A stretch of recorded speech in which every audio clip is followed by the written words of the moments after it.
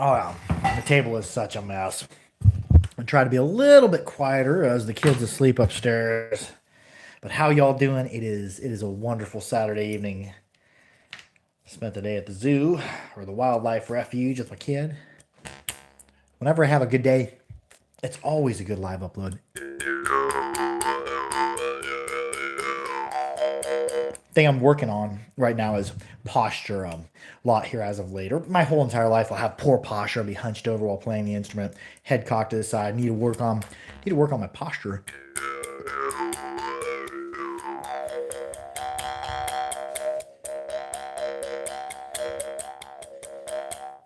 I've got a lot of work to do on this gong. Not very good on it yet. What are y'all playing? I'm wondering what's everyone playing this evening.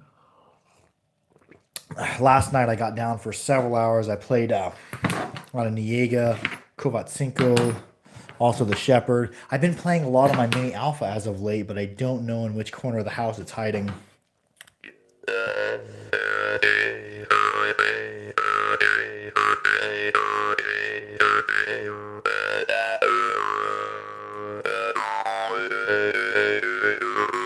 The instruments I've been playing a lot as of later, the ones I can get the good open close on.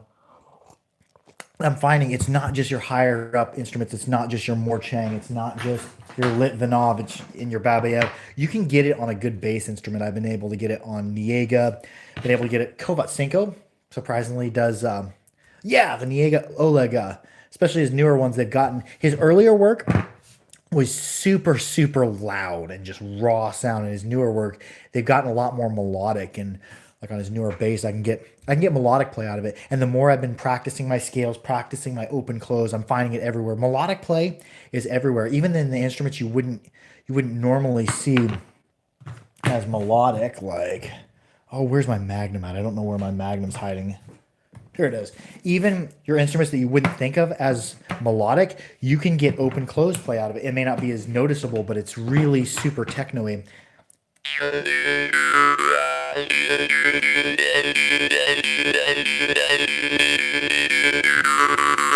That's actually just me opening and closing my glottis. That's the way I'm getting that fluttering. That isn't done so much off tongue movement or mouth orientation.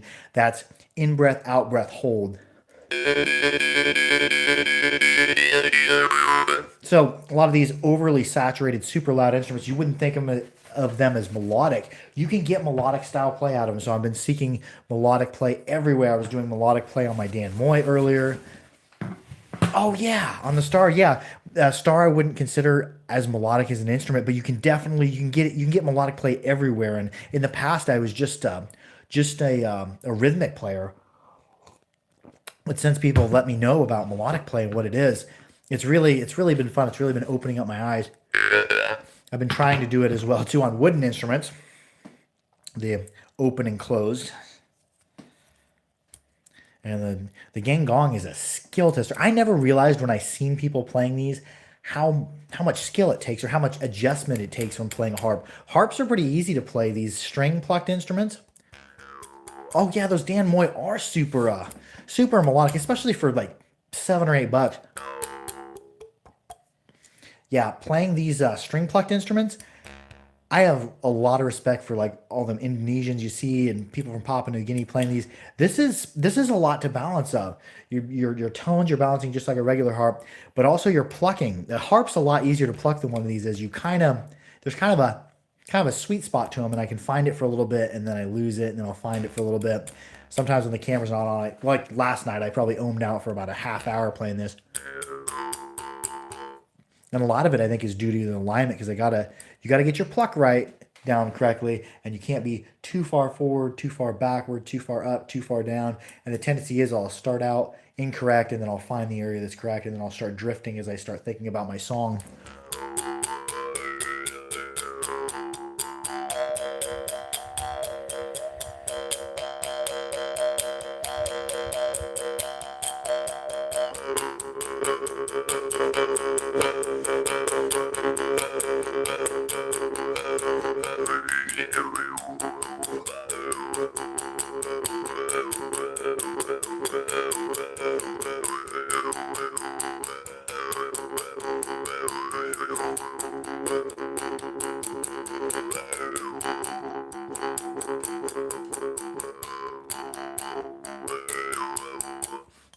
Yeah, I've been working on this instrument a lot, and it's taken me a ton of time to get even mediocre on this instrument. And one of my white whales that I'm going to be trying to learn how to play in the future, I can't make hardly any sound. I probably spent 2 hours trying to play this instrument, and I got it to where it sounded for probably 10 seconds. Oh, this is a susap. The reason you don't see these on the harp rate is because when I unboxed them, and the maker let me know, he's like, there may be a wear-in period on these instruments, and you may not have any idea how to play them. And I, in my arrogance, said, "Oh, I played lots of metal jaw harps, and I played lots of wooden instruments. I'm pretty sure I can handle these." And I unboxed them. I didn't have the foggiest idea. I couldn't even make sound on the instrument. So I went ahead and deleted the unboxing. And it's not the fault of the maker, it's the fault of me because I don't know how to play a harp like this. This is an instrument, it's called a Suzap. It dates all the way back. He said this is a Stone Age instrument. They make these with stone tools, and Steve makes these in the old fashion, and I believe he said he's handled and curated museum pieces of these. They still play this style of harp, the Suzap or Suzap in Papua New Guinea. It's really cool. He said when you're holding a harp like this, you're holding a piece of history because everything now in this day and age, it's super easy. Everything's at our fingertips. Even our harps, they play these steel harps. They play incredibly easy. This isn't a string pulled instrument. What's cracking at your? Hey, what's up? Just had a wonderful day. Got some stuff done. Got some instruments made, not jaw harps. Some other instruments that you'll be seeing after the 5th when they're released, and took my kid out to the zoo, hung out with my mother-in-law. It was a great day. When you have a great day, I even got a nap in, like an hour nap. Whenever I have a great day, it's always a good live upload. But this instrument, it's not. You see them, they're not pulling the string. They're using this, I guess, as a fulcrum point, and they're tapping it. They're using, I believe, the string for alignment, and then they're tapping the reed. And I can't get any sound out of it because I just ain't got the skills. I need to get a hold of Steve Kinwald, make this out of Japan.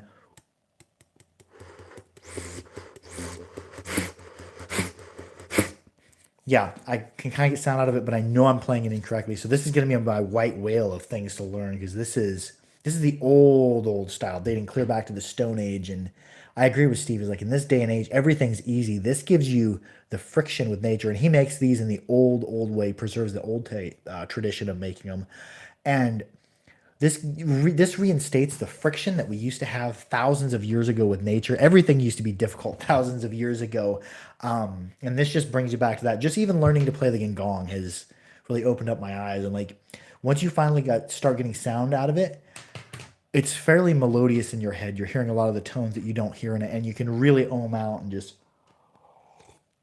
imagine people sitting around a fire thousands of years ago playing sticks of wood. I'll play it for another minute, and then we'll get into some steel harps. Steel harps are still what I'm the best on, but steel harps are by far the easiest to play, I think.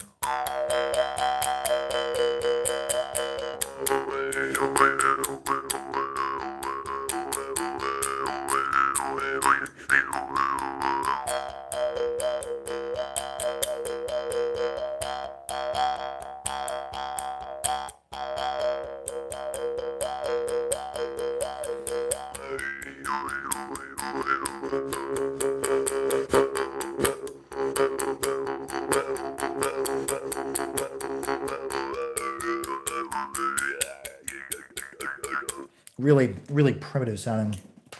And I can't play like the super loud harps. Like I like to play the Litvinov and some of my other really loud harps. But the kids upstairs sleeping, heck with it. We'll just test out and see how well this house's instrument is insulated. We'll see if we can wake somebody up.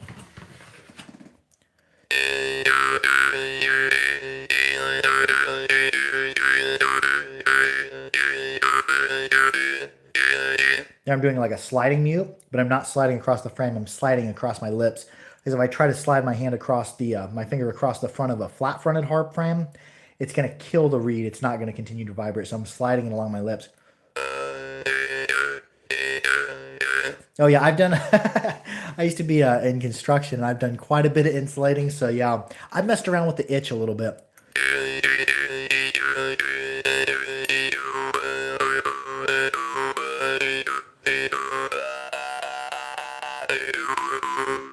Nothing I was playing around with last night. I was wading in the deep waters. I was doing a lot of open close, and I was mixing it in with percussives. I was mixing it in with muting, and I was doing some.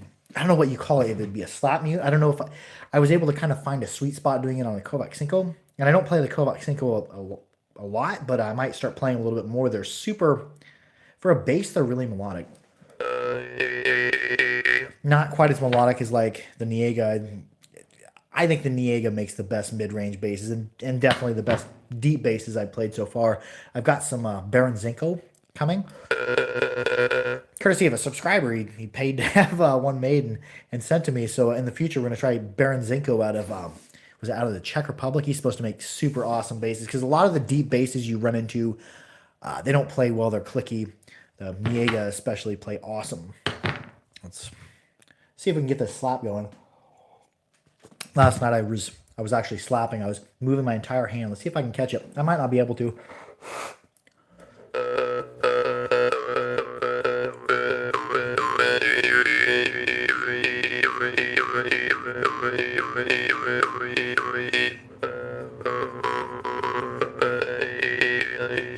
Not quite getting. Last night I was getting a drum beat out of it.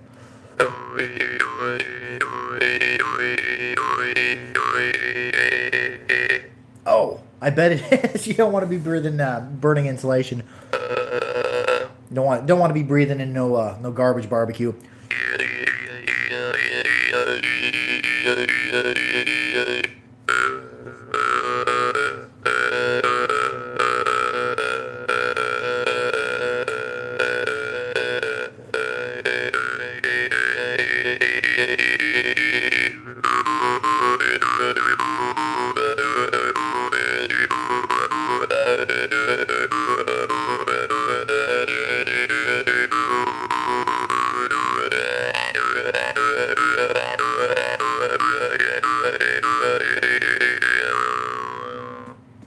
Another thing Mark Groudon was talking about, was getting into a little bit last night, taking the instrument, moving it toward the center, and Hussein Lahiri was talking about this, dude who was really into melodics, Morchang, says play the harp under the center of your nose.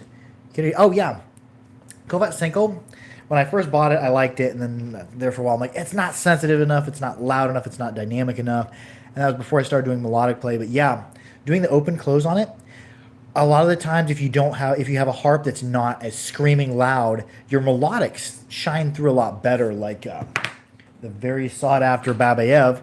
This is not, I have to warm it up because the coconut oil will keep the reed from vibrating. Same as with the Mohan I had made.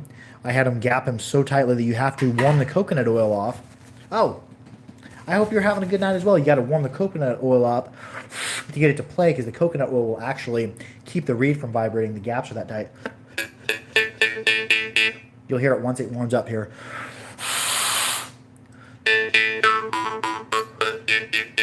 Come on, coconut oil, stop that. That's how tight Babayev gaps is.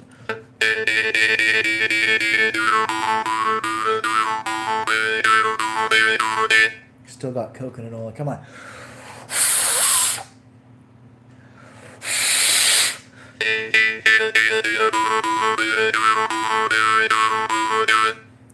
Come on, get out of there. It's super hard to get the oil off.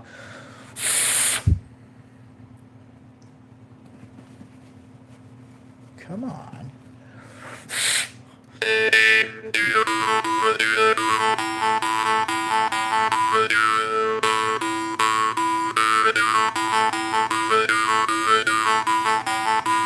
Yeah, the Babayev are awesome.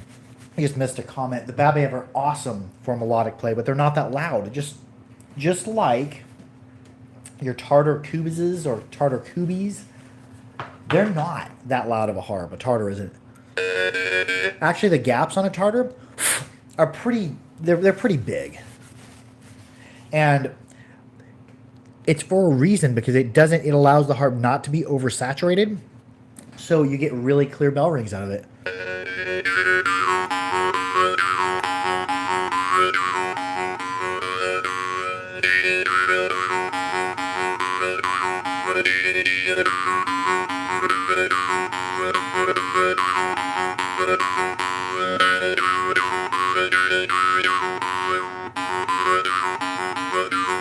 You get awesome bell rings out of the Tartars. And Tartars are cheap. You can find them all around. Oh, here's some other instruments that I've got coming. I haven't found the maker of Tartar Kubis yet. I think his name is Vahikatov, perhaps. These little instruments. These are traditional drumba from Ukraine. Nieg is sending some along with the shipment. They were super cheap. I think I got 30 of them coming. But they are a little harp. A dude up in the mountains, I guess, makes them. This isn't a super sensitive. It's not a super loud harp either. But I like the melodic content of it. The gaps are pretty fairly tight. But the frame is tiny. The frame is probably closer to 1/8 inch. I have to train some recruits at the fire. Oh, cool. Oh, you do firework? Yeah, I know some of the like burning. Is it polyvinyl chloride? PVC pipe is horrible. Code doesn't allow us to put it anywhere in plenum rated ceilings or anything, just because of the fumes that come off it. But anyways, we're talking on the comments that has nothing to do with jaw harps. I'm a bit of a rambler today. I seek out a lot of really expensive, really sensitive, really loud harps, but here as of late I've been getting more into the simpler harps, the harps that aren't as loud, aren't as sensitive, especially the wooden ones. Because I don't ever want to rely on a harp to do all the work for me, because the music, half of all your harping is you. A lot of people, especially when I first got into harping, I'd always be asking people on videos, well, what harp are you playing? Because they're playing it super awesome. And I think it was Mirko Muni. Hey, sup, Spencer? How you doing? I think it was Mirko Muni actually commented back. It doesn't so much matter the harp that you're playing. The thing that matters is you. And when I play the harps, I find that. Oh yeah. Somebody says when they play harps and they've had a bad day, it makes their playing bad. Yeah, because if you're frustrated or whatever, the harp is like a mirror, if not an amplifier of your emotions. So if you're frustrated or you're mad or you're angry, that comes out in your harp playing, and I think it's amplified. It's just amplifying basically your thoughts. What was I saying? Oh yeah, Mirko Muni, who I'm a big fan of his YouTube, commented back on my comment. He said something along the lines of, "It doesn't matter what the harp is. The thing that matters is you." And as a newcomer to the harp, I've only been playing 2.5 years or so. As a newcomer at like 2 or 3 months of playing, it didn't sink in. I didn't understand the fact that the music, half of all the harp, probably 60-70% of your playing is you. Of course, you're not going to be able to play on a harp that sucks like a Snoopy or whatever. You're not going to be able to get much out of it. But I hope I'm not encouraging everyone to obsess over just collecting harps, because some of the cheapest musical instruments you can have the most fun on.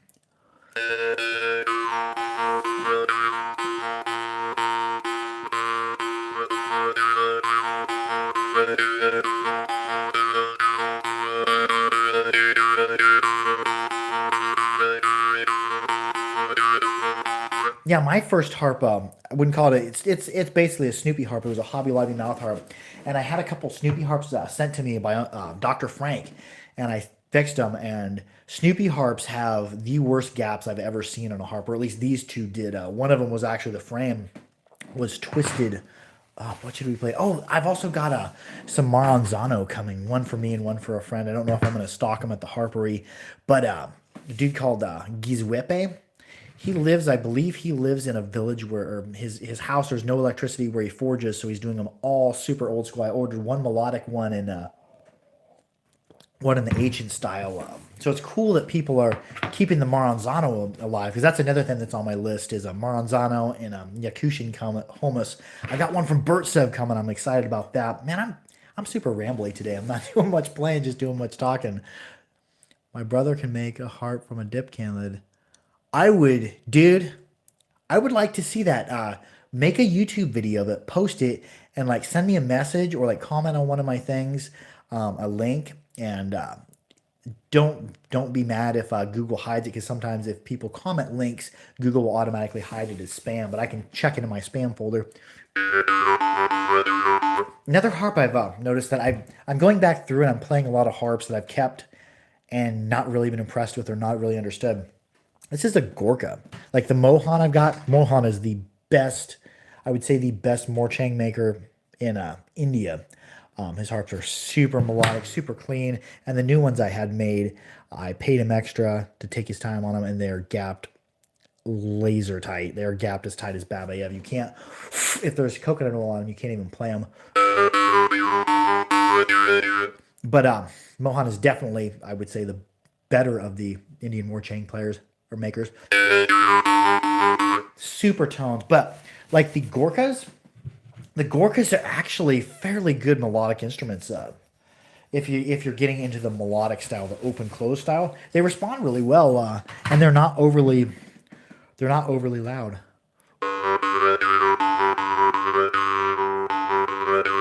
I wouldn't say that it was good as the Mohan, but a lot of the instruments that I kind of judged and pushed to the side and barely even played, I'm going back through and playing them and seeing, because every maker does something for a reason.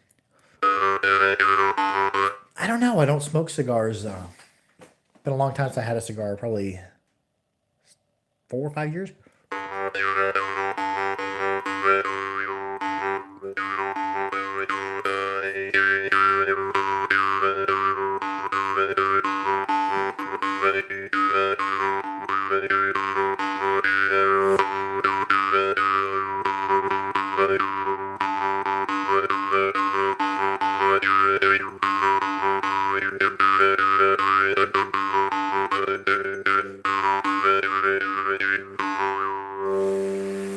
And all the Gorkas I've found so far, even though they're melodic, you can still get draw starts on them.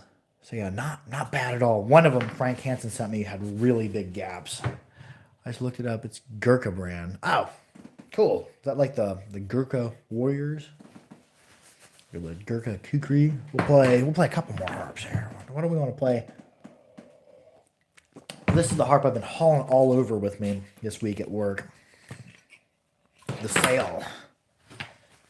Sail worked really well for melodic. I'm kind of stuck on a melodic vibe.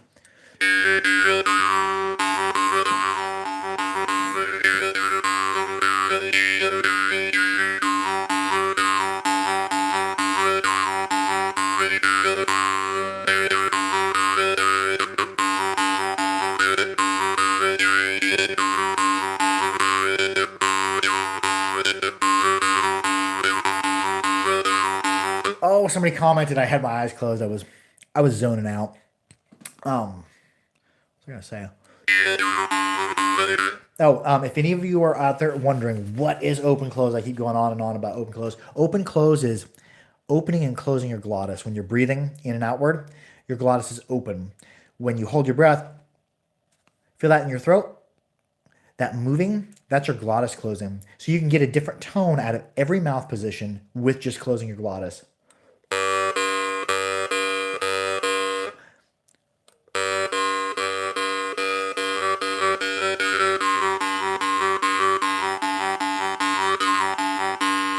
Here we have open. There at the end, all I did was close my glottis. I didn't change mouth shape. I didn't do any of that. All this week I've been practicing scales. If we think of our melodic scale as 1, 2, 3, 4, 5, and I'm not a great singer, but if we think of that, every even note or every odd note, you'll be breathing either in or out lightly. Every odd note, you'll be closing your glottis. So instead of having huge steps in between our overtones, we have smaller steps. So we got a whole bunch more music we can do. I've been practicing going 1, 2, 3, 4, 5, 4, 3, 2, 1. In the past, my playing style would be just all over the place, just making random overtones. I'm starting to select certain overtones, practicing going up and down a scale. And you might think it's kind of boring to drill stuff, but drilling your accurate scales on your harp is going to make you a ton better. And it's going to make you more decisive in your music. Instead of your tongue just going to some random ballpark position, you're going to be able to hit an actual tone. And I think you can go all the way up to 12, and I think there's 6 or 9 below that. Don't quote me on that. I'd have to talk to my teacher, Mark Groudon.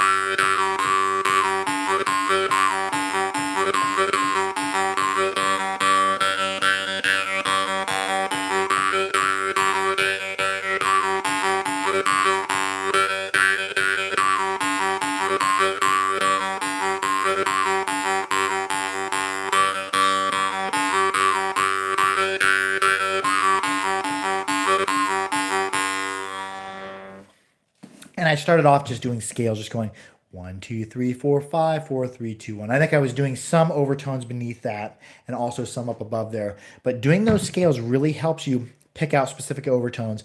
I'm picking out specific overtones for out breaths, in breaths, and holds, and it really makes up for a cool song. And also having control and being able to open and close your glottis whenever you can actually do it fairly fast, like that pulsating thing I do with a lot of Glasgow harps. It's out breath, in breath, hold, out breath, in breath, hold, out breath, in breath, hold. My birthday, I went to. Oh, cool. Oh, you was up Wichita way. I'm about 90 minutes from Wichita.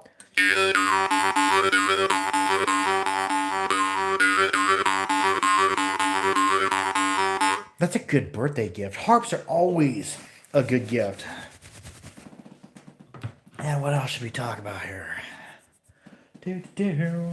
What are y'all playing? What's on the menu for the evening? I sometimes grab random harps, but I try to keep it to 3 or 4. Yep, I'm up in Enid, Oklahoma. Now, how was the weather today? It was absolutely beautiful here in Kansas. Got a little warm. I'm always sad when I run out of tea. And I guess I could probably drink coffee during the live upload, but then I'd really be intense, really be on the edge of my seat. I'm pretty caffeine sensitive. Let's see, what do we want to play? Oh yeah, this thing, and I can't play the new version of this. Shout out Krim, please. Howdy, Krim. I can't shout because my kid's sleeping upstairs.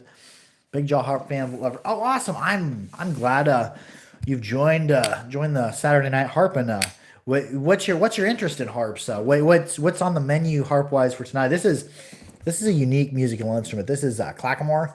One of my friends, Waylon Harmon, makes them, and he's got a new style. Shout out to hi Steffi. Drink OJ. Really? Oh, cool.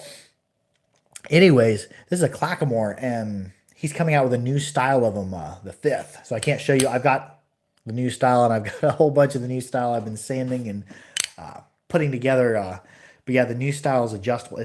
They're really cool. This plays fairly well, but I very much prefer the new style.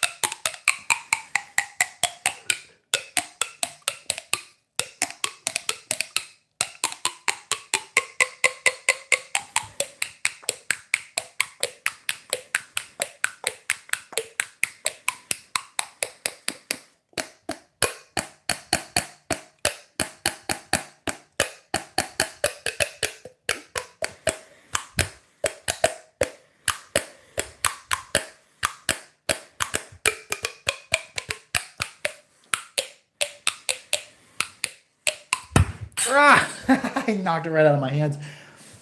But yeah, I've got quite a few clackamores I've been putting together, and yeah, the new style plays a lot better, plays a lot crisper. It's adjustable. Like I can do it super fast. These old school ones, you can't play quite as fast. I like moving it around. You can get all sorts of different tones. You get this big click echoing inside your head, especially when you place it right on your jawbone.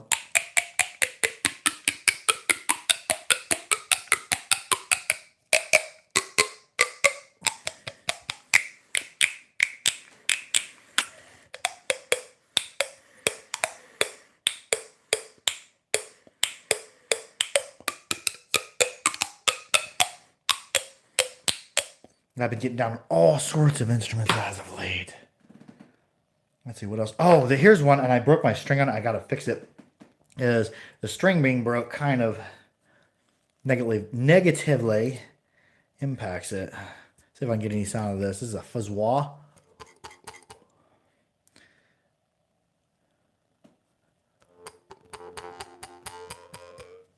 See if I can get it. Looks almost like a fishing lure. Before I broke the string and had to retie it, I was able to get it pretty good.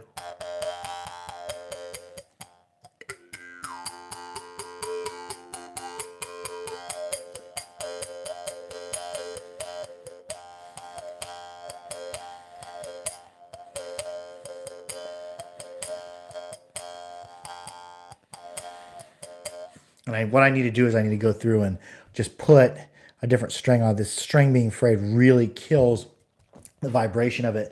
But the night before I broke the string on it, you can really get a outer spacey, really almost angel music like overtone coming off of it. But yeah, I just need to fix that one. What do we want to play? We'll probably play one or two more. Oh, I'm not going to answer that, dude. What starter harp would you recommend to a new jaw harp? Then I've actually got some in stock. You can buy harps from anywhere. I'm the harpery.com. I'm also the Harpery on Facebook. Anyways, Glasrin Wave, Glasrin Compass, Glasrin Lighthouse, Mark Poss, one of my friends. I saw all of those. Glasrin, my friend Mark Poss he sells Salagi Chancellor, excellent for beginners.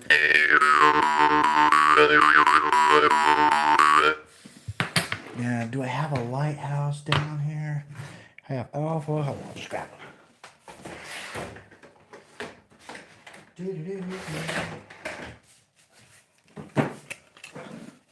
Yeah, like the Lighthouse.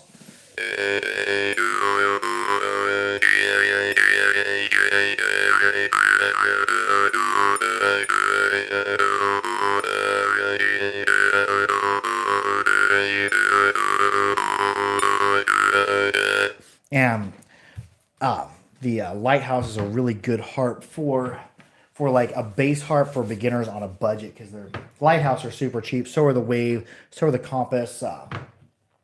Also, Chancellor are pretty cheap. Any cheap harp with a good flexible reed. Also, on the lower price end of it, I would also suggest to you. Oh, I love you watching the videos, dude. I would also suggest Pavel Pokins are good for beginners, because for like under $10 you can get a harp with good sound, decent breath. I played sax for many years in a jazz bluegrass band, and I've always liked the sound of the jaw harp. Oh yeah, and if you've never played a jaw harp, oh, hi.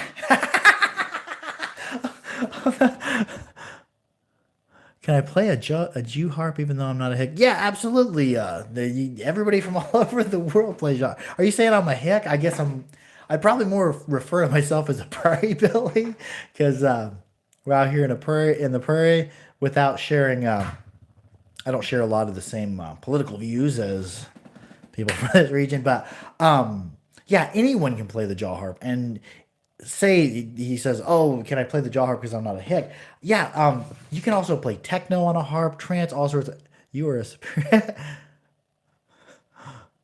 You kind of got an accent, Jamie. I'm from Kansas. I like to think of myself as not having an accent. When I went down to the deep south, when I went down to Louisiana, Mississippi, everybody's like, the ladies down there are like, you sound like you're from. I'm gonna horribly impersonate somebody with a southern accent, but they're like, you sound like you're from New York City, all talking all fancy and what. I'm like, no, I'm actually from Kansas. When I went up to Chicago, everybody thought I was southern. They're like, oh, I love your southern accent. I'm like, actually, I'm from Kansas. We don't have an accent, or we don't hear it. So, yeah, I'm from Kansas. Yeah, if you don't want the hillbilly type sound, a lot of the Salagi will have that hillbilly. And Salagi is a huge line. You're going to get all sorts of sounds from different Salagi harps, but like the Salagi Chancellor does sound like a hick harp, like you're talking that really breathy. Super awesome for doing, rhythmic breathing. What is my website again? My website is theharpery.com. It's kind of like BebCorp Harpery, but theharpery.com. I'm also the Harpery on Facebook. And about a third to a quarter of all the harps I actually have in stock, I put on the website. In the past, I've been staying up and getting like 4.5 hours of sleep trying to get this website all ready. And then the past couple of days, I've just been getting a good 6 or 7 hours of the sleeping, because I'm not going to try to build Rome in a day. But yeah, check out theharpery.com. I got free shipping. Here in the U.S., I guarantee harps will arrive in perfect condition, whether you're here or Australia or wherever. Somebody's from Cosgrove, Oregon. Oh, nice. Yeah, we have the festival up in Cottage Grove. Nico's up there. So is BJ. She's really cool. She helps facilitate the fest. Yeah. I actually was wearing the shirt as an accident. I had a nice shirt picked out that I was going to wear during the upload. And this is more of a pajama shirt that I wear for just lounging around the house. And I got around. I made myself some tea, got the camera set up, or actually it's just an iPhone 7 Plus on a tripod with a Shure MV5 microphone, which seems to work excellent with the iPhones. I've got a big camera, but I don't use it quite as much anymore except for close-ups. And I had a nice shirt around, and then I just kind of forgot. So you got the pajama version of me. This is what I kind of wear when I lounge, and I think this shirt was actually my wife's father's. It's an old Led Zeppelin shirt. So you're getting comfortable, Jamie, today. Had a big day working on some instruments and also taking my son to the zoo and everything. I was born in Bison, Louisiana, and I have a strong Southern accent. My friends say it gets annoying, so I moved to. Oh yeah, dude, accents are not annoying. I like it when people have an accent. It gives a little flavor to the conversation. My brother moved up to Minnesota, and he's starting to get that Minnesota accent, which is Minnesota. They have a cool way of talking. But going back to hillbilly sound, and not all harps sound hillbilly. Like if you buy, now I'm not making any jaw harps at the moment. I've transitioned over to making some wood harps in conjunction with Waylon Harmon. How do I say pasta? Like pasta, and that bubbly stuff people drink is called pop. Though here living more of a little bit more of the urban part of Kansas. I'm not going to tell you the town I live in, but I've kind of transitioned over to kind of saying soda. Soda sounds cool, but I grew up saying pop. You said pasta. Yeah, do you say pasta? Yeah, if I ever go back to building again and you ever get a harp from me, my harps are going to sound pretty hillbilly because I do, one of the biggest things I do is, the rhythmic breathing styles.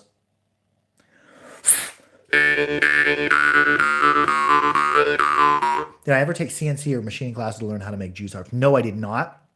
I kind of had to freestyle, and I made a lot of harps that played really bad. I do work with metal for my job. I do HVAC, heating and air work, and for years I built and fabricated metal ductwork and made stuff out of metal. So I did have a little bit of experience, but I haven't had no CNC machining. But I knew about, working with metal. I knew about angles of bends and how to bend metal and how metal stretches. And making musical instruments made me grow as a metal worker because not only do you have to make something that looks good and functions and vibrates correctly, it also has to sound good. So making harps that sound good was an interesting transition. Yeah, ten bender. I've done some other metal work as well.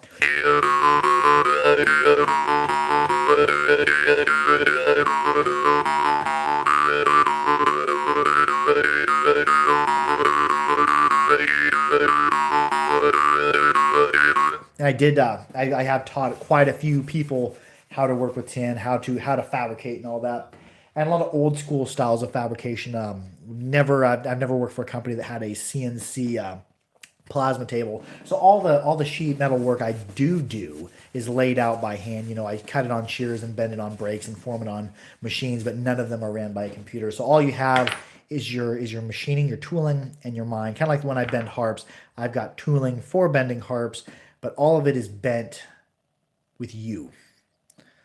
You said do. Yeah, I did say do. Do. What should we play now? Try not to play anything. Oh, I was playing Whitlow's last night.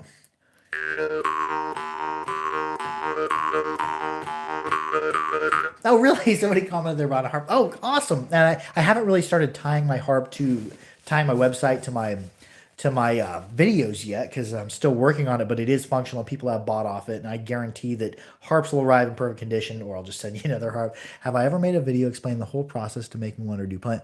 Oh, go to my channel, Bebcorp Harpery. After this live uploads over, go there. There's in playlists. There's one called "How to Make a Jaw Harp: The Complete Tutorial," and it's a 19-part series where I make a harp from pretty much start to finish. I don't show you my tempering process, but I've since eliminated that. Oh, cool! Oh, cool! I'll throw you to put a little note on your PayPal or whatever who you are, and I'll throw in a free Dan Moy for using my website. I'm hooked up now with an exporter of Dan Moy from or an exporter of Vietnamese products. I think the easiest one is to buy one and use it as a prototype. No, I didn't really have a prototype for my instruments. My original instruments were 4-bend patterns, kind of looking like, let's see if I have it. Yeah, my original instruments, let's get some of my old instruments. My original instruments were 4-bend pattern, kind of like, and these ones they don't sound as good because they were earlier on. They're 4 bends. You have 2 bends to the outside. I cut a piece of metal, and then I'll hit the microphone so it's loud. I will cut a piece of metal, and then I have 2 outside bends, and then you have 2 inside bends that bring them back. So the same thing as like, where'd you go? As like a tartar is a 4-bend pattern. Now my newer harps, I haven't made one in 2 months, are a 3-bend pattern. I like that. It's a little bit easier to adjust them. And Mohan actually made me a little video and sent it to me of how he adjusts his harps to adjust the insides by laying it on the side of an anvil. And I've used that to fix a harp that I never thought I'd be able to get adjusted right. But here's an older one I made as a prototype for a beginner harp. I made it out of .015 blue tempered spring steel, a Rockwell of 48, I think.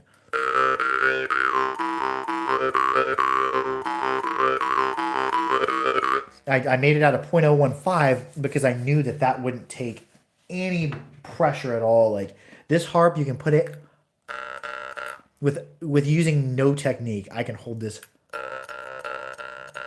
just by pinching the corner. I can literally put it up against my teeth because the reed is super, almost like a piece of paper. And I thought, well, I'll do that for a beginner so that they can play a harp and not have that fatigue of their mouth, because literally .015 is almost like a piece of paper. And here's another one I made.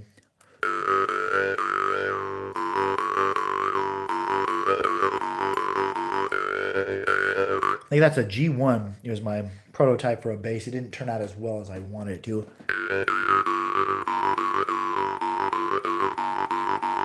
And I'm doing open close on it because I've been doing open close on everything. Let me see if I can find one of my other harps. The one that I did my first hillbilly breathing tutorial on. I seen a dude that followed my channel. I have him on Facebook, and I seen he was having a hard time. He was selling a whole bunch of his stuff because he got hurt at work or something. So I just sent him that harp and a couple other harps. So a lot of the harps I've built, I've just ended up giving away. Here's an interesting one. Here is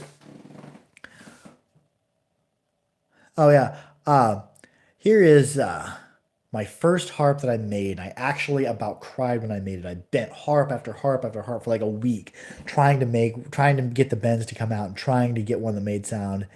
And I came up with this. And even though the sound isn't great, I about cried. It was like, oh my God, I made a harp that makes noise. Because like you won't understand the struggle. I think I'm tripping out from the board.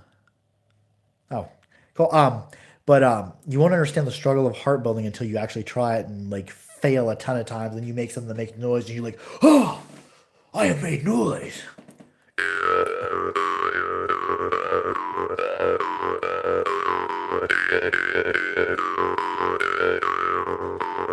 And the stamp that goes at the bottom of invoices, I send everybody who buys a harp from me, I send them a little letter, and at the bottom of them there's a stamp, and it's actually a drawing of this harp. Yeah, I feel the struggle of not having money. Oh yeah, there for a while we was a little bit lower on money after my wife had the child and she wasn't working. But yeah, things are shaping back up, and kids are kind of expensive, but it doesn't seem to be all at once. I think when he gets older and starting school, we'll be paying lots of money. Let's see. Couple more harps. This is my first of the 4-bend. 18 years of payments. Yeah. Oh, it's super worth it, dude. I never thought having a kid would be this much fun. We went to the zoo today, and I actually have a video that's going to be airing tomorrow that has to do with jaw harps in the zoo. But anyways, this is a wildlife refuge. So like, there's this big Indian rhino, and there's these 6-inch metal posts, and you're about 3 feet away from a Indian rhino, and they're feeding him. And I took my kid out, and I had him like right down there 3 feet away from the rhino. Of course, there's 6-inch metal post, and he's like watching this giant rhino eating right in front of him. And you should have seen his face. He's like, "What is that device?" This is a really early pattern. They played super clicky. I ground a single grind on it. And I've since thought about going through and redoing gaps so that they're gapped more correctly because it's tighter here than it is. And on a harp, you want it to be tightest in the center where your mouth is at. Or if you're really good, when you squeeze the harp down, it touches all along there. Or as the guy from Vibe Forge, I don't know if you follow Vibe Forge's channel on YouTube, he said the acoustic makers, you flex the reed to the side and it should touch perfectly all along there because the reed deflects a little bit to the side as it vibrates. Hey, Nick, how you doing? And is it Nick Coleman? Go ahead and go check out his channel. His channel is really cool. Yeah, his channel is all about like Rubik's Cube type puzzles and him solving them. I went ahead and went to his channel and subscribed because I have a Rubik's Cube and I haven't been able to solve it yet. And every time I work on it, I'll work on it for like half an hour, some Friday or Saturday night. What I haven't worked on it in a long time. Here's what I worked on last night. I did quite a bit of harp playing, and I worked on the backdrop a little bit. Check this out. This part of the drawing was all done with my right hand.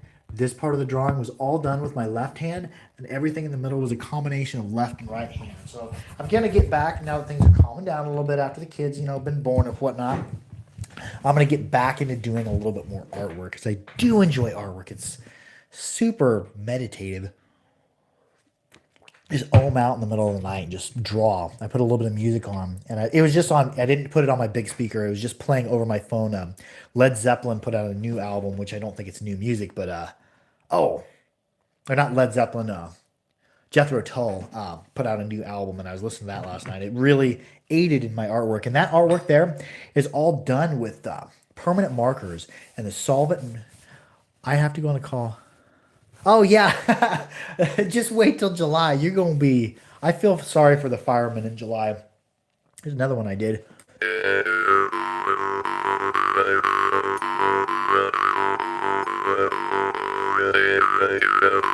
And the sound isn't horrible on it, but it does play pretty clicky. I've learned quite a bit about gapping, and I'm saving up for some different dies for my machine to eliminate twisting because there's microscopic twisting on all my harps, and it takes me a ton of time to get that twisting back out.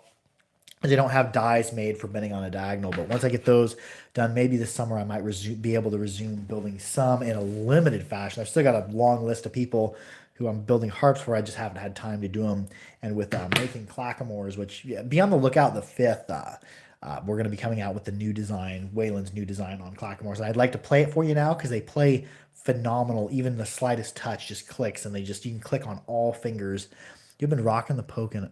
Oh, nice. Yeah, the Pokin is super solid. I played that Pokin when I got it. It was my 3rd real harp I got. I played it all over, and a lot of people, they knock the Pokin. Like, oh, blah, blah, blah. It's not as sensitive as, a $60 or $70 Glaser. But for like the price you pay for a Pokin, they're super awesome.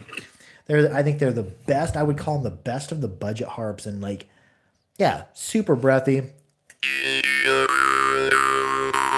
is one I've been playing a lot too, the Glaser and Shepherd. It's gapped a little bit different than a lot of the Glaserin.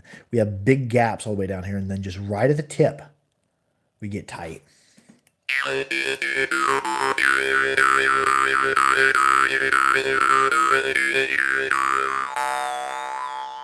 It just feels like it goes forever.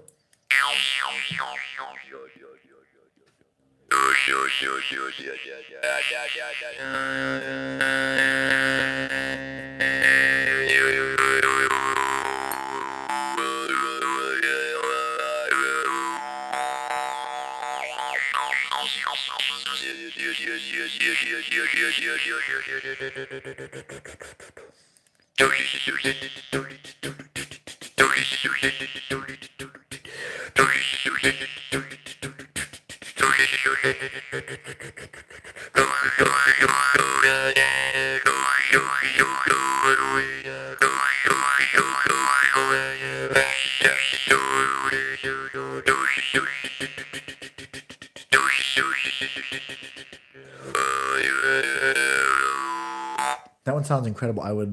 Oh yeah, I ended up buying a whole bunch of them from Glaser, and I go directly to Glaser and buy them in bulk. I'm probably going to be putting in another order. Have you gotten the big Pokins yet? They're actually in the mail. I just got the thing. Shepherd sounds nice. Start thinking. Oh, Yeah, Shepherd is a really nice, really drony harp. Yeah, the Pokins, I've actually got I got connection directly with Pavel Pokin as well, and I've got a whole bunch of his little Pavel Pokins coming in different cases, and then also his big Pavel Pokins because I want to keep a big Pokin for myself because I really enjoyed him.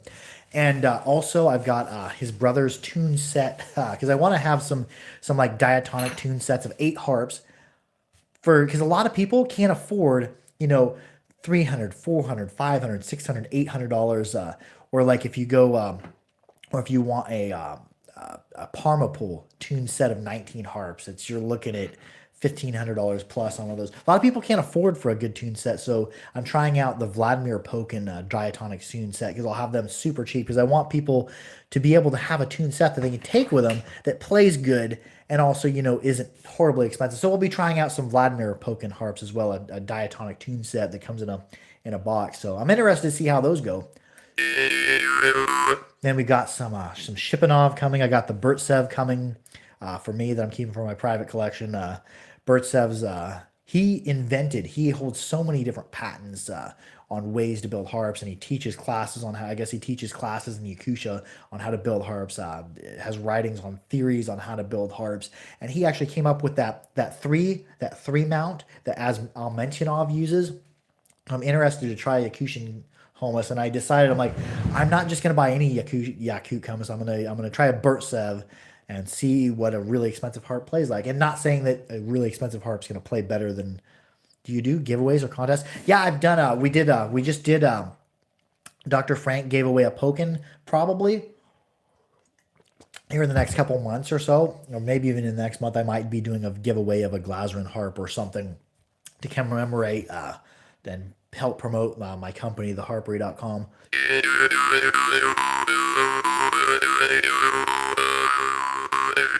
I would do a Babayev giveaway, but Babayev are just so hard to get and they take so long. But yeah, my company, I'm taking a different approach with this. I'm actually because I believe that makers should be paid really well. Um, every harp purchase that's through the Harpery, except for Dan Moy, because I don't have links to the makers of Dan Moy. I just have links to a major Vietnamese exporter. But every other harp bought through the Harpery, a portion of those proceeds is set apart in a fund, and then I give that back to the makers the next time they build an order for me. So I'm trying to give back more money to the makers because the makers, we should be really appreciative of the people who are making our harps because the makers are the lifeblood. Without the makers, we wouldn't have any instruments. We wouldn't have this whole international jaw harp community that's forming. And we're kind of in a really, really exciting period of time in the jaw harp because with social media and YouTube and Facebook, Instagram, all that, more and more people are finding out about the harp and more excitement's being happening. We see more festivals happening around the world. Our festival's coming up in August 10th and 11th in Cottage Grove, Oregon. There's a festival in Hungary, Global Vibes. There's a festival in Goa in India, and I think every January or February, Neptune Shackleton puts that on. There's festivals all over the place. So we're at a really exciting point for the harp in history, and so many people are playing the harp, and there are so many harpers. Now, if you look up on Facebook, look up hashtag Jaw Harp Battle. So many people posted on that under that Facebook. Me and Porky Miller, another organizer for the fest, were talking one night. Oh, we need to come up with some challenge or some reason because we don't want to redo the 60-second Jaw Harp challenge. We want to come up with something different. We came up with the hashtag Jaw Harp Battle, and a ton of people played for that. There were so many people. I don't know how many people posted our Jaw Harp Battle, but it was a ton. And we encourage you to make your own jaw harp battle. And it's not a battle. We're not battling with each other. The purpose of jaw harp battle was it's a battle for a lot of people to even be able to post a video. When I first started posting videos, I was super self-conscious because I'm an awkward, weird dude anyways. But I just kind of overcame my self-consciousness and shared my idiocy. But a lot of people, they have a hard time with that. They'll shoot a video of them playing the harp and then they'll watch it and they'll overanalyze it and they'll say, oh, that's not good enough. They'll never upload it. So a lot of people who would never upload a video ended up making a video of themselves playing and uploaded it because the jaw harp battle, make one video. Whatever mistakes you make, who cares? It's fun. Just go ahead and upload it anyway. So I encourage each of you, post under the hashtag Jaw Harp Battle. The more people we have posting videos of themselves under hashtag Jaw Harp Battle, the more that encourages other people to come out of their shell and play in front of the camera because I make mistakes all the time when I'm playing. I made a ton of mistakes when I'm playing here. Hit overtones I didn't want correctly, made clicks. It shouldn't matter if you make a mistake. I'm betting that even, people who are in bands, if you they make mistakes playing the guitar and the bass all the time, but they're subtle and they play through them and they just continue playing. So when you're making a video, just keep playing. Who cares if you made a mistake? I make mistakes all the time. Probably all of the players, all musicians make mistakes. So upload a video of yourself playing. And I used to shoot on pretty expensive equipment. Now, what you're seeing me broadcasting and shooting over, most of my videos, probably 80% of all my videos are done with an iPhone 7 Plus, um, and a Shure MV5 microphone and just a little stand and a holder for it. Yeah, that's the fun of it. But yeah, you don't need a ton of equipment to upload videos.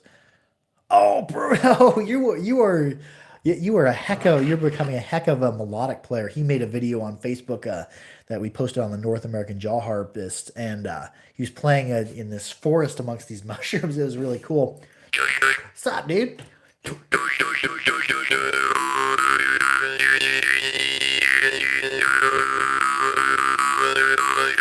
Yeah, Bruno Ferrari. Yeah, go to his.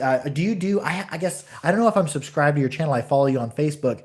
Go to Bruno's channel and subscribe to him. And a lot of you others, if you have videos of yourself playing the harp or I want them, go. If you see somebody comment, go subscribe to him. Go share in the harpery. He said my brother was just on here. Oh, cool. Oh, are you the dude who can make a harp out of a chew can lid? I'm not endorsing tobacco. I did smoke for years, but yeah, that is really cool. I would be interested to see the chew can lid harp, dude. Comment on this afterward, and I'll go to your channel and subscribe. Will you please do a video, or even if you could send me a video of if you want more people to see it, if you could send me a video of your chew can lid harp. I would edit it into my video and we could see that at the end. 'Cause that'd be cool. I've never heard of that.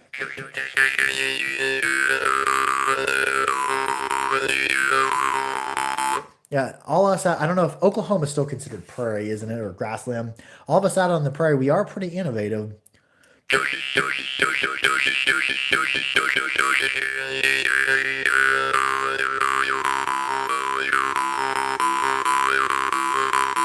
If I do, say in a month here when I go really public with my website, I think I will do a jaw harp giveaway. I can't give away a Babayev or a Litvinov, but I could probably give away either a Niega or a Glazerin.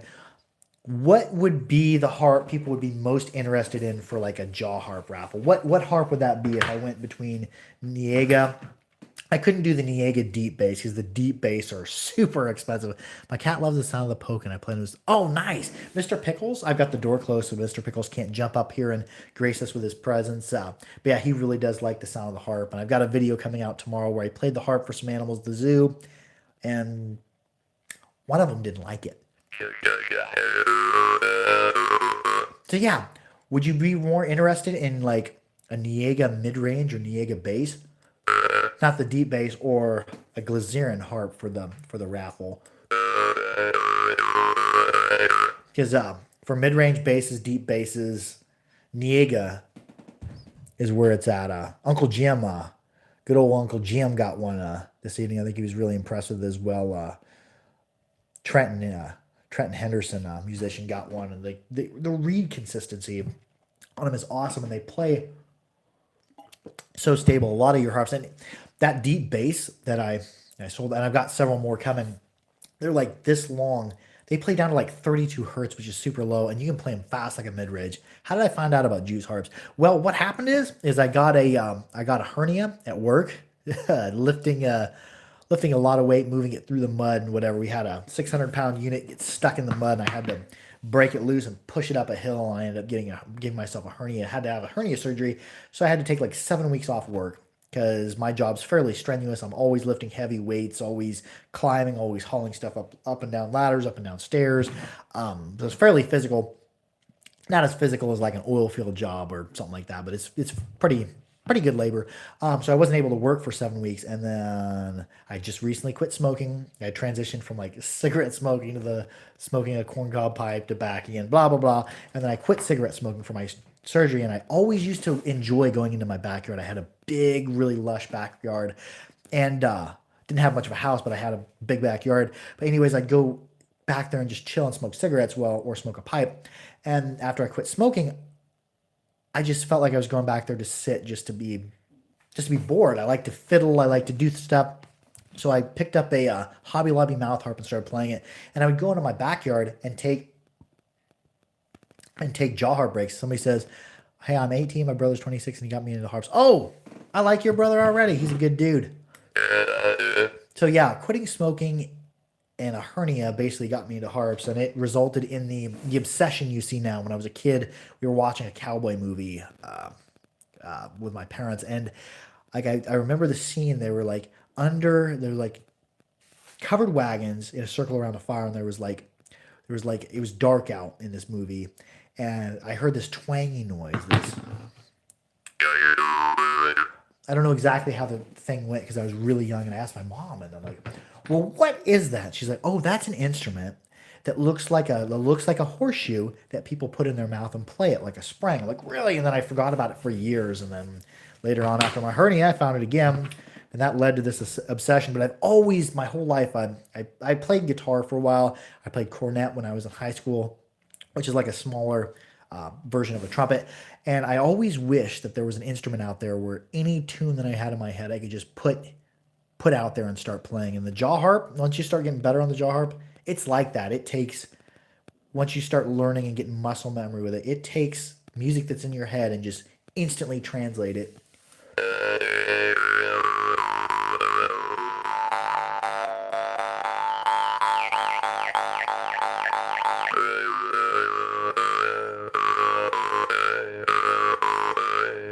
This is something I've been getting into. Oh, we're over an hour already. Nice. Time flies when you're having fun. Is doing more rested playing. I've been playing a lot of Chang as of late. I'm not gonna. Well, I might play one. I haven't woken the baby up yet. And some of these Chang play so precise. They're so tightly gapped. But you have to. You see a lot of the Chang players from Rajasthan. They're playing a rested style position, and you get so much more control from that rested style. Well, I noticed my fingers here one time. I accidentally lightly brushed it. I've been doing slide muting with it.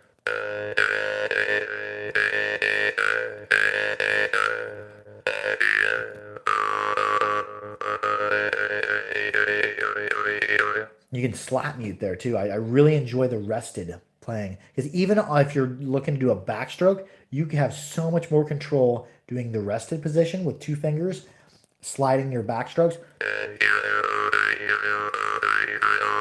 than you do freehanded. Freehanded, you have so much other places you can be with that rested position. I'm really falling in love with it.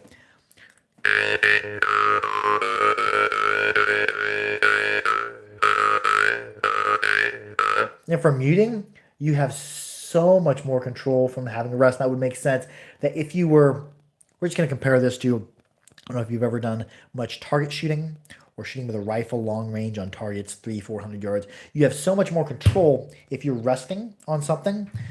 Same with your hand. If you're resting, it just gives you so much more control, and you have so much more spatial awareness because you know where your finger's at because you have a good point of reference.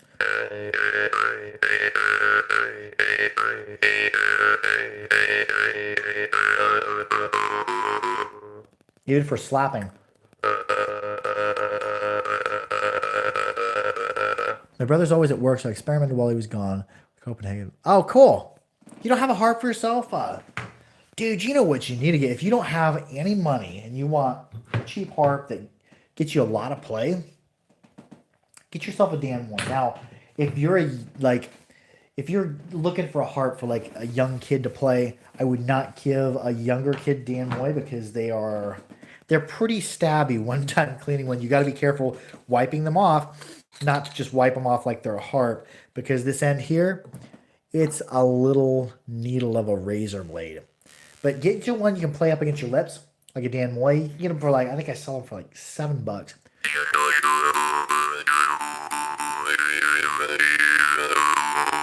You got all that sensitivity. And in some ways, I don't like it as well as a harp. And in other ways, I like it more than a harp. Because for beatboxing and stuff like that, you don't have your teeth clamped in a position. You can move your mouth. You can afford to move your mouth more. Like, let's see if I can. I used to play the Mario Brothers theme song. Let's see if I can do it.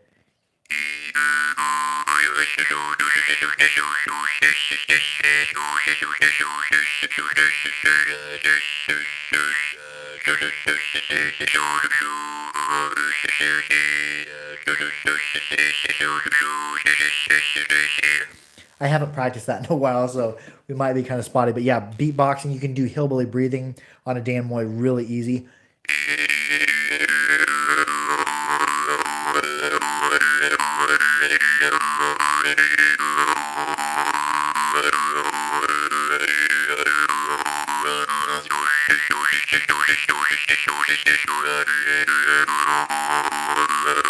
Yeah, Dan Moy for like 7 to 10, 12 bucks. When are the sweepstakes results coming? Um, I don't know. What sweepstakes? Are you talking about the Dr. Frank giveaway? Vesa Minpao from Finland won it. I still need to mail it off. Every night I've been so busy I have it. Yeah, Vesa Minpao. Last Saturday night we had the drawing for it, and Vesa Minpao from Finland won. I'm actually going to be mailing it off Monday morning. It's going to be going to Finland. And yeah, that's the results of the Pokken drawing. And here probably in a month, maybe in as little as 2 weeks, I'm going to be doing probably a drawing for either a Glasron harp or Niega harp. I haven't decided yet what would be the harp that people would be most interested in for a raffle. And he chipped his teeth bad in that. Oh, what's the name of my store? My store is theharpery.com. And I've got, basically what I've got on there right now is a lot of Glasron. Next week I'm going to have Dan Moy up there. I'm going to have a lot of the Mohan up there. More of the Niega. But if you're interested in harps, get a hold of me on Facebook. I'm the Harpery at Facebook as well. I can demo you harps over Messenger. Yeah, I've got lots of harps. I just need more time. I wish I could take like a week off work to finish the website. But yeah, the website's totally functional. It actually works really well. I just haven't published it anywhere yet. Robot. Oh, cool. Right now I'm in live mode. I can't see it, but I've got an app on my phone that lets me know when orders come in. I can scan tracking, send them to you. Oh, awesome. What did he end up buying? Yeah, because for me to go check, I'd have to get off live. And yeah, I said I'd throw in a Dan Moy. Let me know right now.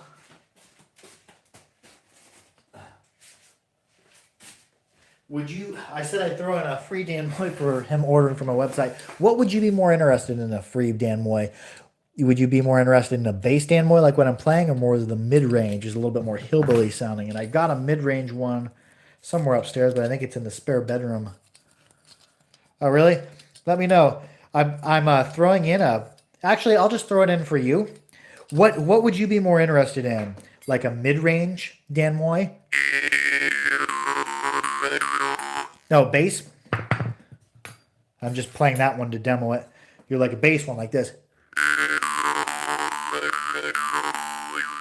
What color do you want? Oh, you said mid-range? Oh, nice. Yeah, the mid-range are a little bit more hillbilly sounding. I've really enjoyed playing mine. That's why it's upstairs in the spare bedroom. Mine. You say a mid-range one like this? You want a green?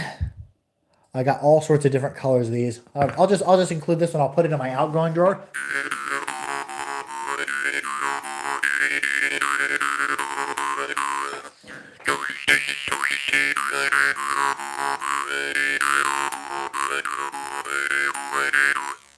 Getting clicks out of this one. I might have to sand it a little bit or just throw in a different one.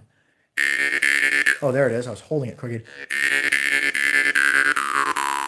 Now, I'll just go ahead and throw that one in the outgoing drawer. Just when you clean it, be careful to wipe it one direction. Don't wipe it back, because you run this reed into you.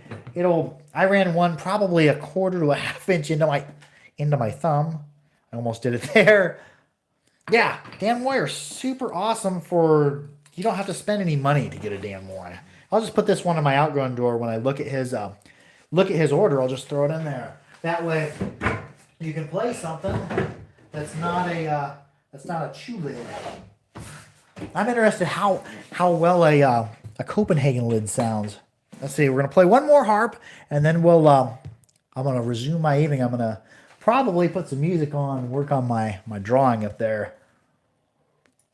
And I should probably work more on this, the stuff you see, but I'm like, oh, I want to get all the top filled in. Those harps are cool. They look like drill bits. Oh yeah, they're Dan Moy. They're just a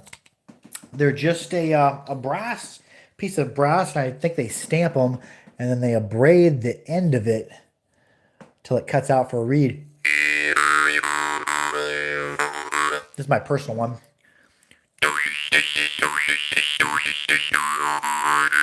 And I actually got called by a customer. He said that I was selling used instruments. I'm like, well, for on Messenger, I will demo instruments for a customer. Like I'll take it out and play it for 20 or 30 seconds and then wipe it off, oil it back up for a customer to let them know the sound of it. And he's like, well, there's hygiene issues with playing a harp. I'm like, well, if you think about it, when somebody makes this instrument, literally, like pretty much any jaw harp you buy has been put up to somebody's mouth and it's been played, because there's no better way for you to test the dynamics and see if a harp plays well and sounds well than to put it up to your teeth and play it. It's kind of, and they're still cleaned off before they get mailed off. And I would suggest you wash a harp when you first get it before you oil it up.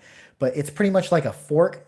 Pretty much every website out there, I'm betting, plays a harp before they oil it up and send it to you. That way you're not getting played a harp that has a phantom vibration in your crimp, or has too much side to side playing, is clinking and hitting the frame in excess. So pretty much any harp you put in your mouth has been played by someone else, whether it be a website owner or a website worker or a manufacturer, because it is part of the manufacturing process. It's kind of the same as if you go to a sit-down restaurant and you put a fork in your mouth. That fork has been in a ton of people's mouths, but I never play harps to excess. I'll play them for 20, 30 seconds just to test them. What do you oil a harp with? I oil harps with just plain Jane coconut oil. And what I do is I have baby food jars that I got from a friend who has a baby who's eating baby food. And I run, because coconut oil at room temperature or at like 65 degrees or so is solid. It's almost like Vaseline. I run it under hot water till it heats up and it's liquid. And then I pour it in smaller jars. So in a smaller jar, you can just take your thumb and get a little bit of it on your thumb and then rub it back over the harp. What's my website? My website's theharpery.com. I have free 3-day shipping in the United States, and I guarantee that harps arrive in perfect condition. I ship worldwide as well, to every place but India. India is too expensive to ship to. It's like $70 to ship a harp safely to India.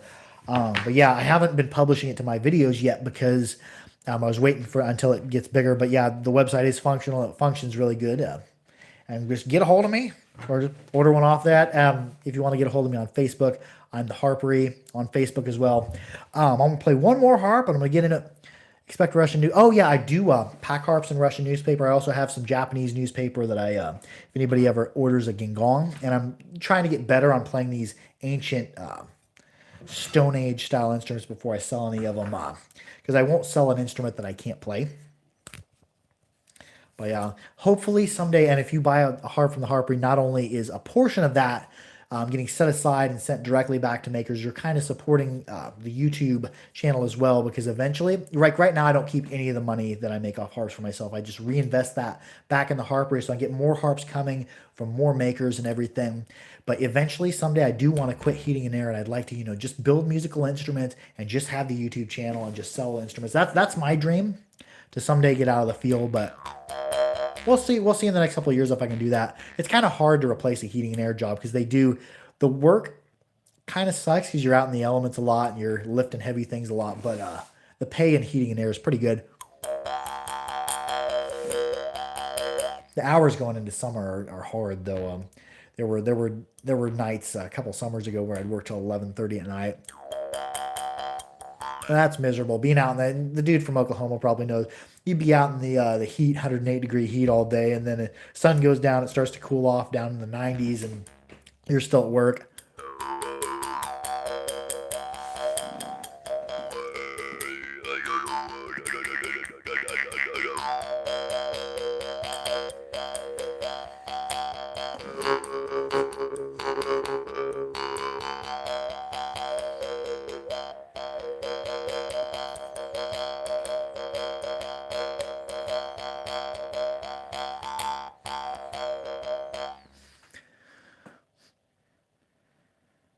Oh, Glaser. Oh, dude. I only had one mini Phantom. I bought it as a test, and I think I wrote down somewhere I had the frequencies written down on it because I answered a question. But it's close to kind of the same frequencies as the bigger Phantom, although it is a little bit higher. I enjoy the mini Phantom better because it has a more flexible reed, and it seems to be almost more melodic. So I think in the future, yeah, I've got that one mini Phantom sitting right over here. I'm not gonna play it. But yeah, I'm gonna be getting a mini Phantom in the future for myself. Because yeah, the reed is totally has a totally different feel to it. It's a lot more feathery than the full size Phantom. Full size Phantom's a little bit more powerful, but I enjoy the reed consistency more on the mini Phantom. And when you get either the Phantom or the mini Phantom, they're pretty cool because you have a bass harp.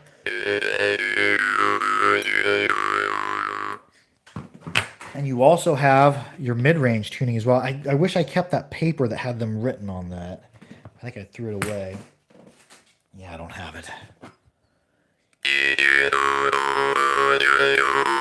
And the mini Phantom is going to be just a little bit higher than that. A little bit. I found it to be less saturated and more melodic. So yeah, mini Phantom is cool. I'm gonna be getting one for me, but I can't keep too many harps for myself because I already keep too many harps for myself, and need to figure out how to store them all. I'm gonna be going to Target tomorrow and buying more of them Sterilite bins with drawers on them because I've got harps and harps and harps. Got Mohan working on some cool harps as well that you probably haven't seen before.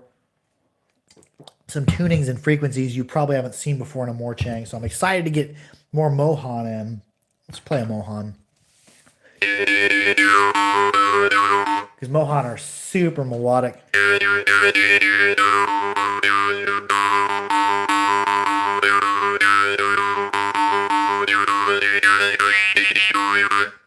Careful. And they're super loud. The steel ones are super melodic, super loud, super sensitive.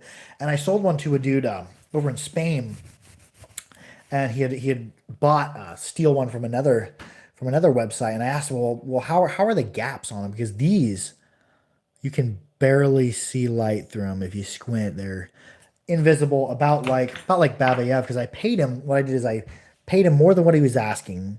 I paid him extra, and then I'm paying him profit sharing as well. And I said, take all the time you want. Don't hurry.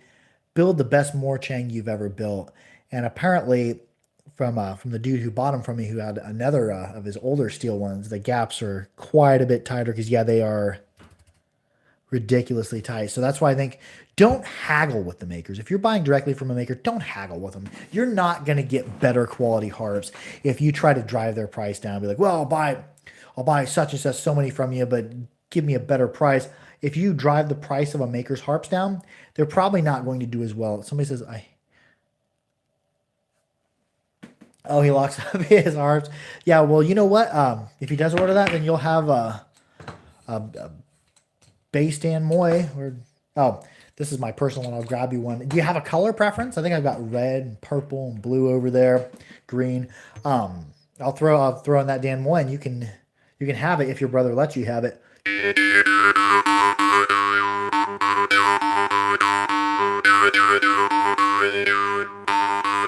Yeah, what was he saying? Oh yeah, don't haggle with makers because if you pay somebody less to make something, they're probably not going to spend a lot of extra time. Rainbow. Oh yeah, I've got Rainbow. Got the cases for. I think I might have even kept a case for myself for my Rainbow. I've got a case I made in videos a couple years back. But yeah, don't haggle with makers. Pay them what they want for a harp. I pay them a little bit extra because I'm like, I want you to spend extra time. I want you to make the best harps you've ever made. Here's one. This one was in C3. Now we'll just compare a Mohan to the Babayev. Babayev's a little bit more melodic. That's a Munop by Babayev. Here's A2 Morchang by Mohan.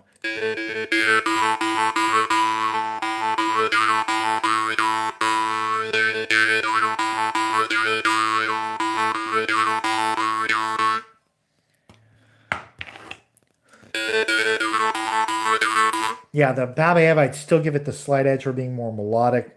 The Mohan's going to be a little bit more powerful, but super. What does the Mini Alpha sound like? Sure, I'll play it. Because I only have played it to test it, and then I played it to answer for about 20, maybe 30 seconds, and wrote down the frequencies on it to test it. Somebody asked me what the difference is in between the full-size Phantom and the mini Phantom. Yeah, I'll play it. Just got to be careful to wipe all the oil off my fingers, because the leather they send is like a suede, and there's not, unfortunately, there's not a vegan option. I know a lot of us out there are vegan. I'm not a vegan, but I respect anybody's choice to not kill things to eat. That's very cool. Here it is. Mini Phantom come in the same necklace bag, just like the big Phantom do. And in the middle of it, oh, I'm getting down to 20% power. That means in the next 5 minutes, I need to close this down, because if my phone shuts down, I'll lose the whole live upload. Nobody else will get to see it. In the middle of the thing, in the middle, that's the ball that turns it into a bass. Without it,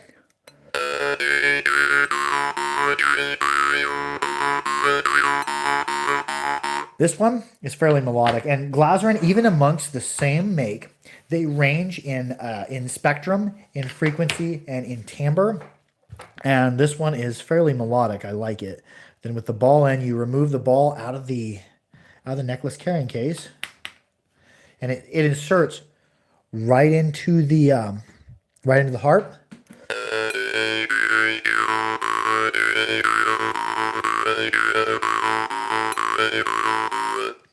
I like this one. I'm going to have to, I about kept it for myself. After I played that, I was like, ooh, during the unboxing, I was like, ooh, I like that little harp.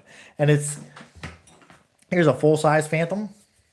So it is a little bit littler, a little bit dangerous. I like the mini Phantom better. Here's the full-size. Go ahead and poke that ball out of there.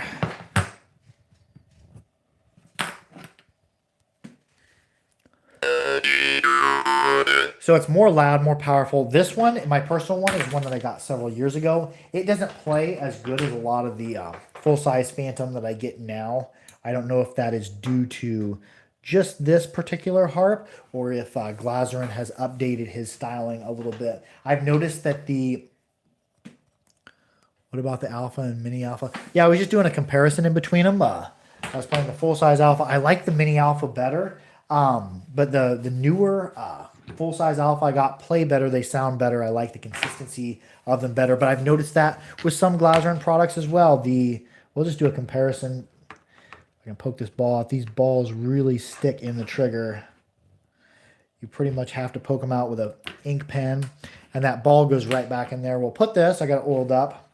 We'll put this back because somebody's going to buy it. I try not to play harps that people are going to be buying. If I can find the compass. Here is, this is my original, this is a new compass. Where's my original compass?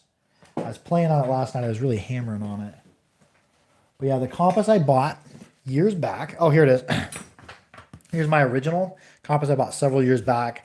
I bought it off Amazon and I'm not endorsing Amazon, because what people do with Amazon is they send large amounts of harps to Amazon, and then it's just pulled off the shelf by an Amazon employee. So harps aren't tested. This one has really big gaps.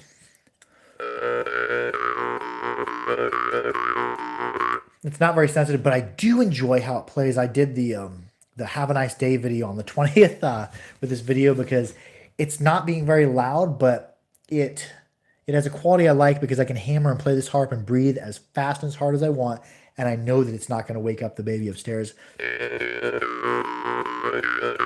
But here, that's one I bought off Amazon about a year and a half back. Here is out of the recent shipment that Glazerin sent me.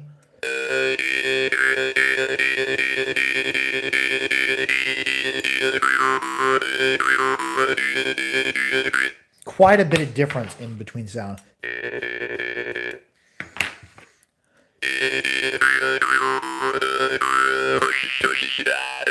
Quite a bit more volume, quite a bit more sensitivity, a little bit higher in tone. Now, I don't know whether that's because he changed some details on them. I know for one order I couldn't get compass at all, so I don't know if he stopped making them, and then when he remade them, They're a little bit louder, a little bit more sensitive, also a little bit higher in tone. We'll put that back. Yeah, I do like that. Of the cheap Glasser, my favorite are the Lighthouse and also the Wave. The Wave, I tune harps for people. Like sometimes I'll leave, if somebody wants, I'll leave a Glasser and just as they come, sometimes I'll tune them up to the next note. So the compass I have is low, purchased from Russia. The Wave is loud, same shop. Um, yeah, and if you buy one of the newer compass, you might notice, or it might just be the particular one you got, they're a little bit higher in tone, and they're also, where'd my personal one go? I don't know. I got so many harps up here. There it is. Got my personal one. They're not nearly as loud. Yeah, the Lighthouse is a good, like, for how cheap it is, it's a really decent bass harp. Some of them play a little bit clickier. So some of them will have a little bit more reed stability just due to variations in the grind. And some of them will play a little bit louder, a little bit more sensitive, but with a lighter touch. Here's one. I tuned a lot of them up for myself. I tuned one for myself. This is G2 at 432 hertz, which is kind of an oddball scale. But I like it. I like a G2 at 432. It means I probably won't be able to ever play with anybody in G2 in a band, which I have other harps in G2, but I like the G2 sound at 432. Oh wow, we've been on live for 87 minutes. Oh wait, my phone's about to die. I'm gonna play this little Glasser and Sail that I tuned for myself. I cleaned up the third plane alignment so it'd play better melodically. I also do that for people, friends and stuff. I tune harps to nearest note, especially Glasser, because a lot of them fall like under a C sharp or under a D or under a D sharp or under an E. I just raise the note till it hits, and sometimes Glasser come and they have third plane alignment issues. You'll have a reed that's slightly forward, slightly backward. I'll sight down it, I'll play it a little bit, I'll move it inward, play it a little bit, moving it outward. That's just fixing third plane alignment issues, and a lot of times that takes a lot of your fuzz out. And you will develop, if you play a harp hard for a long period of time, you'll develop third plane alignment issues probably from plucking inward hard or plucking outward hard. Your reed will eventually start to get bent out a little bit. Glasser are super easy to adjust. You sight down it. You look and see, are we at the center? Are we a little bit forward? If you're a little bit forward, take and apply a little bit of pressure, move it back in or move it back out if you're out a little ways. You can also tell if a harp is aligned properly if you breathe in and go and then breathe out. See how it stopped? Breathe out. That one actually, it's saying just a little bit inward. So you want it to where it's even. There you go, right there. I just fixed the third plane alignment issue right there. I just moved it outward just a little bit. That gives you better melodic play. That gives you clearer play.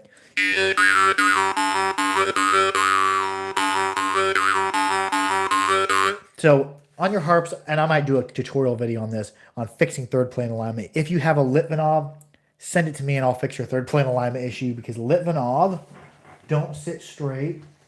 Where is my Litvinov? They don't sit straight with the decks. He curves it down until it sits straight. So you got to be really careful adjusting third plane alignment. But you can check it with that in-breath, out-breath. You want it to be either even. Just like Gorka has third plane alignment issues, but it's on purpose. It's for the purpose of draw starting. If I blow out, it stops. If I breathe in, see how it keeps going?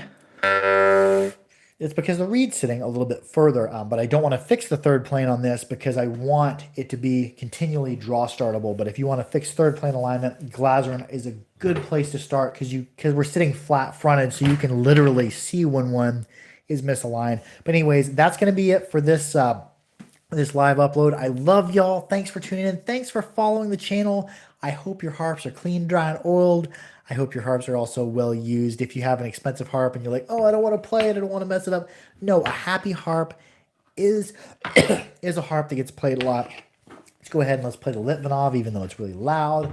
Might wake up the baby. We've been running an hour and a half. We're 90 minutes in. I love y'all. See you later.